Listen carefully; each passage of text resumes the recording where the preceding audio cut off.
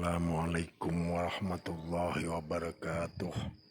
Subhanallah walhamdulillah wa la ilaha illallah wallahu akbar. La haula wa la quwata illa billahil aliyyil azim. Bismillah lillah billah lillahi ta'ala. Jangan lupa bantu subscribe, nyalakan tombol lonceng notifikasinya, dan jangan lupa share ke teman-teman Anda agar video ini bisa membawa manfaat buat orang banyak, buat orang di sekitar Anda, buat orang yang di sekeliling Anda, buat orang yang Anda cintai, orang yang Anda sayangi. Jadi tolong share dan bagikan video ini biar bermanfaat buat orang banyak. Wanita tercipta dan dititipi dengan 9 nafsu dan 1 akal, sedangkan lelaki tercipta dan dititipi dengan 1 nafsu dan 9 akal. Adapun pada hakikatnya akal dan nafsu itu adalah bagian daripada anasar ar-rahim, dan ar-rahim itu ada 4 anasarnya. Yang pertama zauq, yaitu rasa. Yang kedua akal, yang ketiga hawa, semangat, yang keempat nafsu. Batas antara akal dan nafsu adalah al-hawa atau semangat. Orang Hindu menyebutnya sukma. Al-akal tubuh, jahirnya adalah darah, dan akal itu nyawa daripada darah, dan an-nafsu tubuh, jahirnya adalah kulit, dan nafsu itu nyawa daripada kulit. Jadi Rabiatul Adawiyah berkata, orang yang senantiasa memikirkan 4 perkara ini, bagaimanakah dapat memikirkan tentang perkawinan? Sesudah itu ia berkata pula, hai Hasan al-Basri, ceritakan kepadaku berapa bagiankah Allah menciptakan akal? Jadi Rabiatul Adawiyah berkata,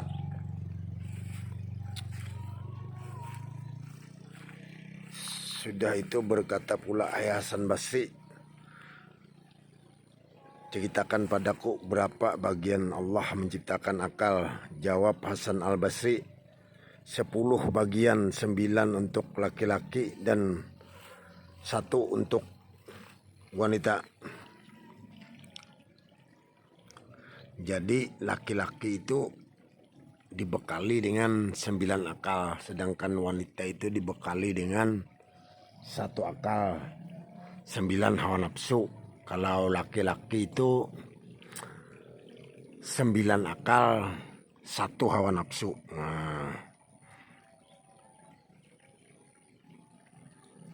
Kemudian Rabiatul Adawiyah berkata, hai Hasan al-Basri, aku mampu memelihara 9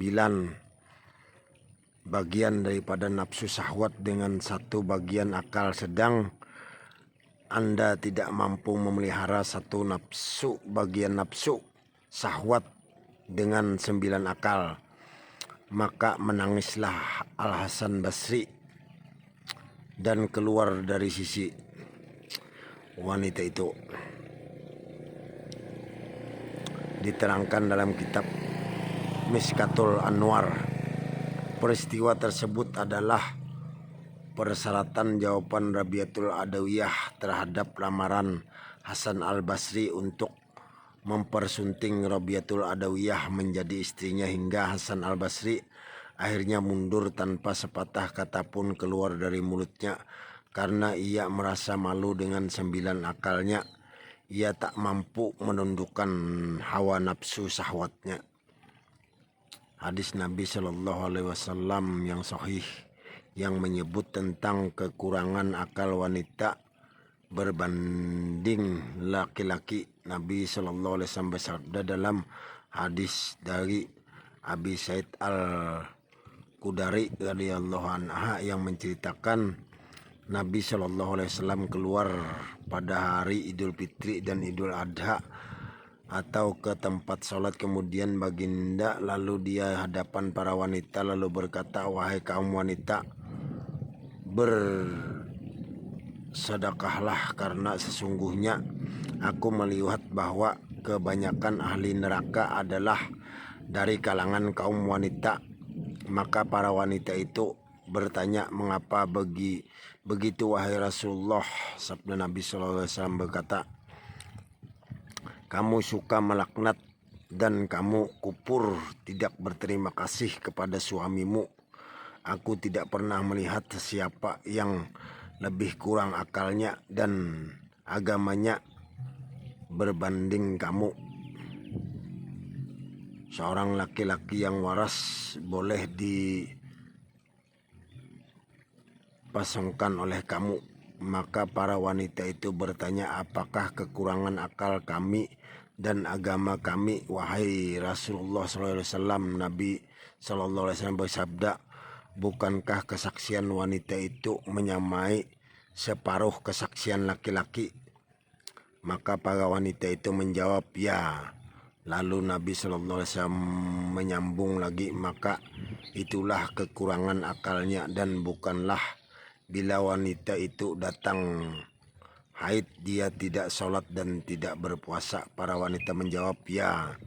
Maka Nabi SAW berkata, maka itulah kekurangan agamanya.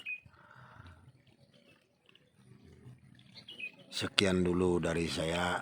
Apabila ada salah-salah kata, salah dalam ucapan, salah dalam perkataan, saya mohon maaf. Minta halal, minta ridho fid dunya wal akhirat. Akhirul kalam, wabillahi taufiq wal hidayah. Assalamualaikum warahmatullahi wabarakatuh. Wassalam al-fakir. Terima kasih, lain waktu kita sambung kembali.